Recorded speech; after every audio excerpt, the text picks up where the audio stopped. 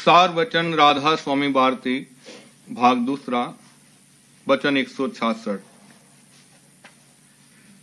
साध वही है जिसने सब आश्रय छोड़कर एक सतगुरु का आसरा साध लिया है और सब संतों का मूल मत जो शब्द है उसको दृढ़ कर पकड़ा है और जिस काम में कि गुरु भक्ति में कसर पड़े उसको नहीं करता है।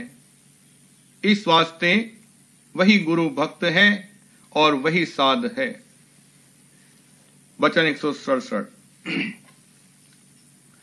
जिनको शौक परमार्थ और खौफ 84 का है वही सदगुरु से प्रीत करेंगे और प्रतीत भी सदगुरु की उन्हीं को आवेगी। और जो पर्चा चाहते हैं और बिना पर्चे प्रतीत नहीं करते वो परमार्थी नहीं है। उनको सदगुरु पर भाव नहीं आवेगा और पर्चा देकर प्रतीत कराने की मौज नहीं है, क्योंकि पर्चे की प्रतीत का भरोसा नहीं है। प्रतीत उन्हीं की सच्ची है जिनको सदगुरु के दर्शन और वचन प्यारे लगते हैं और बिना उनके दिल को चैन नहीं आता। ऐसे जो जीव हैं वो पर्चा भी देखते हैं और जो निरे पर्चे और करामात के गाहक हैं उनको पर्चा दिखाने की मौज नहीं है। वचन 168। सिवाय शब्द के और कोई रास्ता इस जीव को अपने मुकाम में पहुंचाने का नहीं है और जो और रास्ते हैं वो काल के रास्ते हैं। शब्द हर एक के घट में मौजूद है, इसलिए उसको सुनना चाहिए। जो नहीं सुनते हैं वो अंत में दुख सहेंगे। बाहर के गाने बजाने से ये बात हासिल नहीं होगी और ज्यादा मार उन पर पड़ेगी जो संतों के घर में हैं और फिर शब्द का खोज नहीं करते। वचन 169। पंडितों ने अपनी कदर यों खोई कि जीवों को तीर्थ और मूर्त में लगाया और जो संतों ने अपना मत वेद और शास्त्र से न्यारा कहा, पर पंडित और भेख ने उसकी कदर न जानी और जीवों को भरमा दिया और अपनी कदर खोई। अब संत प्रगट ये कहते हैं कि तीर्थ करने वाले और शास्त्र पढ़ने वाले और मूर्ति के पूजने वाले सब 84 में चले जाते हैं और संत दया करके समझाते हैं कि कर्म भर्म छोड़कर सतगुरु वक्त का खोज करके उनकी शरण लो और कोई उपाय 84 से बचने का नहीं है। जब चाहो तब करो, पर जब करोगे तब यही जतन करना पड़ेगा। बिना इसके 84 से बचाव नहीं हो सकता है, चाहे मानो चाहे न मानो। वचन 170। जीव और ब्रह्म दोनों भाई हैं, सिर्फ इतना फर्क है कि उसको कामदारी मिली है और जीव सब उसके हुक्म में है। देह का बनाना और पालन करना सुपुर्द ब्रह्मा विष्णु महादेव के हैं और संसार में फंसाना भी इन्हीं का काम है, पर मुक्ति का देना सिवाय संतों के दूसरे के इख्तियार में नहीं है, क्योंकि उस मालिक के कि जिसके अंश ये जीव और ब्रह्म हैं सिर्फ संत ही शरीक हैं, यानी वे आप मालिक हैं, क्योंकि उस मालिक ने आप संत स्वरूप जीव के उद्धार के निमित्त धरा है और इस स्वरूप से जीव को वो स्थान देता है जो ब्रह्मा विष्णु महादेव को भी हासिल नहीं है। पर संत चरण पर प्रीत और प्रतीत दृढ़ होनी चाहिए। वचन 171। पहले एक ही था, फिर 2 हुए, फिर 3 हुए और फिर अनेक हजारों लाखों और बेशुमार पर नौबत पहुंची। अब जिसको पूरे सदगुरु जो कि उस एक से एक हो रहे हैं और उसी एक का स्वरूप हैं मिले, तब वो उनकी दया से अनेकता के भ्रम से बचे और अपने निज स्थान में पहुंचे। वचन 172। संसार की जो करतूत है उसका फल जीव को प्रत्यक्ष नजराई देता है। इस सबब से संसार में जल्दी फंस जाता है और परमार्थ का फल गुप्त है, उस पर जल्दी निश्चय नहीं आता है। और पहले निश्चय जरूर है, क्योंकि बिना निश्चय के करतूत कुछ नहीं बनेगी, और जब कुछ करतूत न बनी तो फल कैसे मिले और तरक्की कैसे होवे। वचन 173। वो जो सत्य है जप तप और मौन साधन से नहीं मिलता है, ऐसी करतूत वाले सब थक रहे। किसी ने उस सत्य का जिसको संतों ने पाया है भेद नहीं पाया। वो भेद सदगुरु वक्त की सेवा और शरण से मिल सकता है, क्योंकि उस सत्य ने आप सदगुरु रूप धरा है।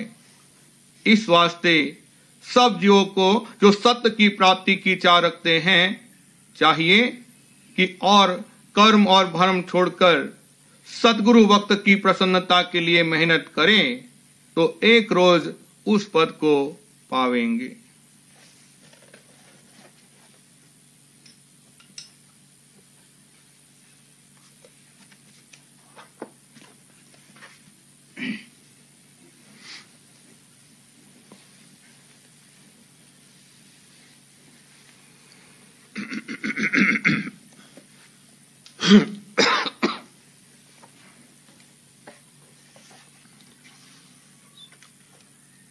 बचन बाबूजी महाराज, तीसरा भाग, बचन नंबर 26वां।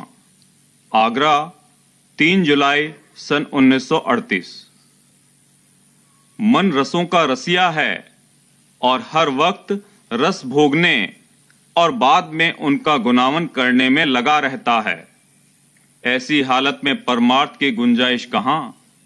चाहिए कि वक्त मुकर्ररा पर परमार्थी कार्रवाई करने के बाद भी परमार्थी गुनावन करे, ताकि जो वक्त दुनियावी गुनावनों में खर्च होता है वो परमार्थ की गुनावन में सर्फ हो। इससे परमार्थी शौक बढ़ेगा और दुनियावी रस लेने की आदत कम होती जाएगी और बचनों को गुनने से निध्यासन की सीढ़ी पर आ जाएगा। मन रसों का रसिया और गुलाम है। अगर मन को कोई रस ना मिले तो बेहोश और सुस्त हो जाएगा, कुछ काम नहीं कर सकता। जीवन और जिंदगी ही इस बात पर मुनहसर है कि मन को कोई ना कोई रस मिलता रहे। हर शख्स अपना काम धंधा रोजगार वगैरह करता है जिससे धन प्राप्त हो और रस के सामान मुहैया हों। अपने को व अपने कुटुंबियों वगैरह को खाना पीना वगैरह मिले और दुनिया के काम चलते रहें और सबको रस मिलता रहे। मन चाह और फुरना उठाता है। ज्ञान इंद्रियों को रस का ज्ञान होता है और कर्म इंद्रियां रस का सामान मुहैया करने के लिए काम करती हैं। ज्ञान इंद्रियों द्वारा रस का ज्ञान प्राप्त करके मन हर्षित और प्रफुल्लित होता है, जिससे कर्म इंद्रियां भी हरी भरी होती हैं। ख्वाहिश के मुताबिक जब मन को रस मिलता रहता है तो शरीर भी मोटा ताजा और हरा भरा मालूम होता है। मन को रस ना प्राप्त हो या कम प्राप्त हो तो शरीर भी सूख जाता है। मन और ज्ञान इंद्रियों और कर्म इंद्रियों में इस तरह आपस में संबंध है।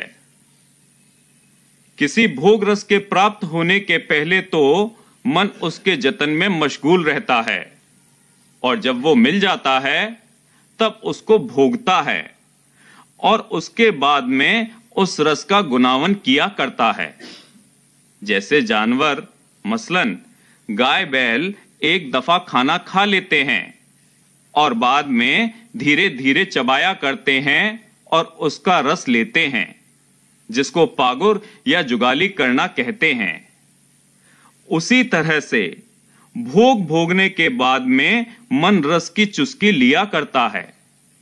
जो भोग भोगा है और रस लिया है उसका गुनावन और ख्याल कर करके बाद में भी रस लिया करता है, गोया जुगाली करता है, और हर वक्त चला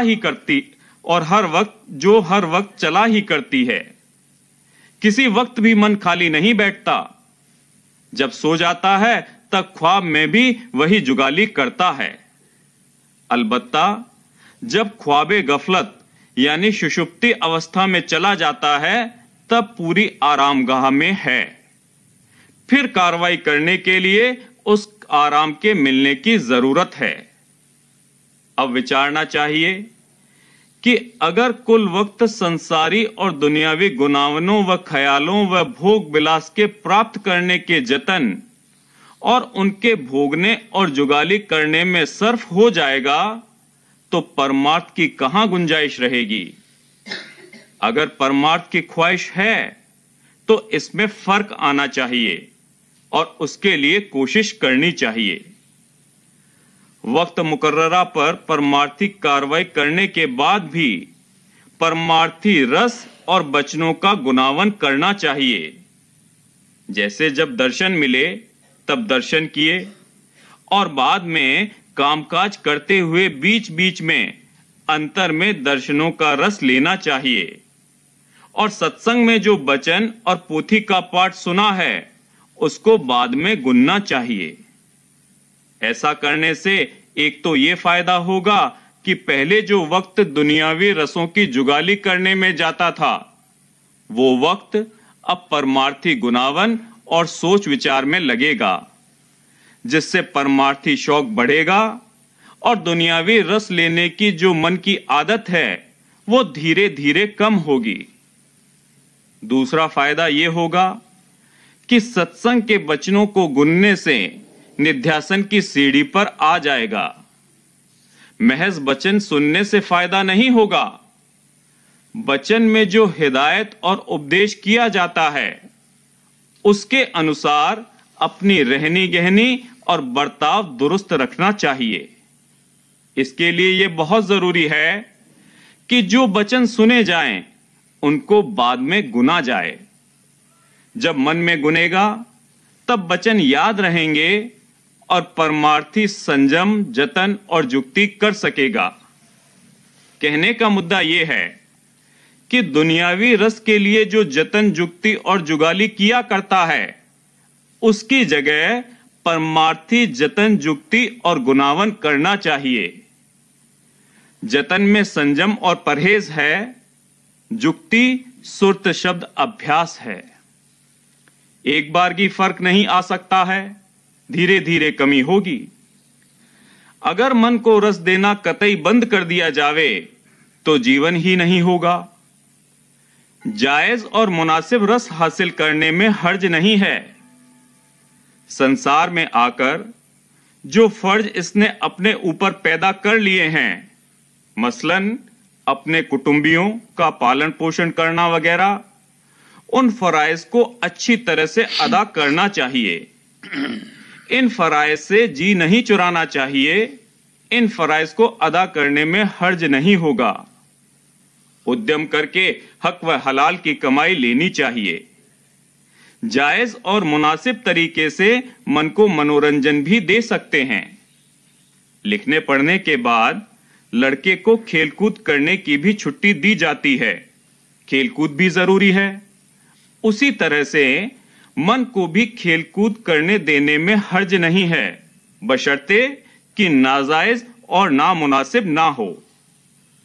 मन के मनोरंजन के लिए चाहिए कि सद्गुरु और सत्संग और सत्संगियों की सेवा करे। कुछ वक्त इस निमित्त निकालना मुश्किल नहीं है। सेवा के लिए चलने फिरने, दौड़ धूप करने व हाथ पांव की मेहनत करने से तन और मन का रंजन बखूबी हो सकता है। इसके अलावा भी अगर जरूरत महसूस हो तो संसारियों के साथ तो नहीं मगर सत्संगी के साथ मनोरंजन के लिए उठ बैठ सकते हैं, मगर इसमें ज्यादती नहीं होनी चाहिए। कहने का मतलब यह है कि एतदाल के साथ जायज और मुनासिब सब काम कर सकता है। नाजायज कार्रवाई नहीं करनी चाहिए। पुरानी आदत की वजह से कोई कार्रवाई नामुनासिब भी मगर जायज करनी पड़े तो ऐसा हर्ज नहीं है। मसलन स्वाद के मारे ज्यादा खाना खा गया तो यह नामुनासिब है मगर नाजायज नहीं है। नाजायज इसलिए नहीं है कि इससे दूसरे को कोई नुकसान नहीं होगा, खुद को ही तकलीफ होगी। मनसा वाचा कर्मणा नाजायज कार्रवाई से बचना चाहिए। कर्म रूप में तो नाजायज कार्रवाई कभी आनी ही नहीं चाहिए। कर्म रूप में आना यह है कि जैसे किसी पर गुस्सा आया और उस वक्त अपनी तबीयत पर काबू नहीं रख सका और उसको पीट दिया। पहले कर्मणा करके नाजायज कार्रवाई से अपने को बचावेगा, तब वाचा में भी बच सकेगा और फिर मनसा में बचा सकेगा। असल में मनसा जड़ है। जैसी मनसा होती है वैसी ही वाचा में और कार्रवाई में बन पड़ती है। इसलिए मुख्य बात मनसा को बदलना है। मनसा बदलनी चाहिए। मनसा बदलेगी तब घाट बदलेगा और तब परमार्थ बन सकेगा। जो लोग करामात और पर्चे के ख्वाहिशमंद हैं वो परमार्थी नहीं हैं। वो लोग दुनिया में धन संतान, मान बढ़ाई, सुख रस चाहते हैं और इसी का पर्चा मांगते हैं। अगर करामात और पर्चे से उनकी कोई चाह पूरी कर दी जावे तो उस वक्त वह अलबत्ता बहुत भाव दिखावेंगे, मगर जब उनका कोई और काम अटका या कोई दूसरी चाह उठी कि फिर करामात और पर्चा मांगेंगे, उस वक्त अगर उनका काम नहीं किया जावेगा तो सब भाव गायब हो जावेगा और बेमुख हो जावेंगे। एक मानी में मालिक से खान सामा का काम लेंगे कि जब वो चाहें तभी मालिक हाजिर हो और उनकी चाह पूरी करे, और ये हो नहीं सकता कि एक मर्तबा उनकी चाह पूरी कर दी गई तो फिर कभी पर्चा ना मांगेंगे। दुनिया में भाग्यानुसार दुख सुख आया ही करता है। आज सब काम ठीक तौर से चल रहे हों, कल कोई दिक्कत आ सकती है। बराबर रद्दोबदल और फेर फार हो रहा है। एक जन में भी हालत अदलती बदलती रहती है और दूसरे जन में तो बदल ही जाती है। ऐसी हालत आ जाती है कि खाने को एक दाना नहीं रहता। कहत ही की वजह से नहीं बल्कि मामूली तौर पर भी कभी कभी ऐसी हालत आ जाती है कि 2-2, 3-3 दिन तक फाके करने पड़ते हैं। घास और पेड़ों की पत्ती ही खाकर बसर करनी पड़ती है। एक जन में सुख के सब सामान प्राप्त हैं, दूसरे जन में कुछ भी ना हो। कहने का मतलब यह है कि एक बार इसकी चाह पूरी करने पर उस वक्त के लिए किसी कदर संतुष्ट हो सकता है, मगर जरा ही देर बाद दूसरी चीज मांगने लगेगा। दूसरी चीज मिलेगी, तीसरी चीज मांगेगा। अगर एक मर्तबा इसकी ख्वाहिश के मुताबिक कोई काम कर दिया तो हर वक्त सिर पर सवार रहेगा और मालिक से गुलामी करावेगा। ऐसे लोग निपट स्वार्थी और संसारी हैं। उनके लिए करामात या पर्चे की मौज नहीं है। उनका अभी परमार्थ का नंबर नहीं आया है। अगर किसी वजह से वो परमार्थ में शामिल हो जाएं, तो उनसे कुछ बनेगा नहीं, अभी सिर्फ उनके कर्म कटेंगे। परमार्थी और भक्तजन वो हैं जो इस देश से मायूस हुए हैं। चाहे सब सामान सुख के प्राप्त हों, मगर अंतर से इस देश से उदास हैं। ये देश उनको नहीं सुहाता। इस देश से उनका जी घबराता है। उनको इस बात का यकीन आ गया है कि इस देश से हमारा कारज नहीं सरेगा। ऐसे भक्त अंतर में तो खूब करामात और पर्चे देखते ही हैं, मगर बाहर में भी दया से उनके काम बनते चले जाते हैं और सहूलियत पैदा हो जाती है। और कभी-कभी अगर खास जरूरत हो तो उनके लिए करामात भी की जाती है, जिसको वही समझ सकते हैं और लोग सिर्फ अचरज करेंगे। भक्तों की उन चाहों को जिनसे परमार्थी नुकसान होने का अंदेशा नहीं है, जहर और विकार का अंग निकालकर मालिक पूरी करता है। विष का अंग निकालकर भोग भी भोग सकता है। वो भोग रस और जोग रस है। बाकी चाहों को मालिक छुड़ा देता है। मन और सूरत को ऊंचे घाट पर खींच लिया गया तो नीचे के घाट की चाहों से आप ही आप नफरत पैदा हो जाएगी और वो छूट जाएंगी। जैसे शरीर में उपटन लगाते हैं तो कुछ तो उसकी तरी अंदर चमड़ी में पेबस्त करती है और बाकी जो उसमें मैल रूप है वो मैल का अंग अपने में मिलाकर उतर जाता है। उसी तरह से कुछ चाहें पूरी की जावेंगी और बाकी खारिज हो जावेंगी। तब अंतर में कुछ चाल चलने लगेगी और मालिक की दया मालूम होगी। जिस कदर हाजमे की ताकत होगी उसी कदर अंतर में दया होगी।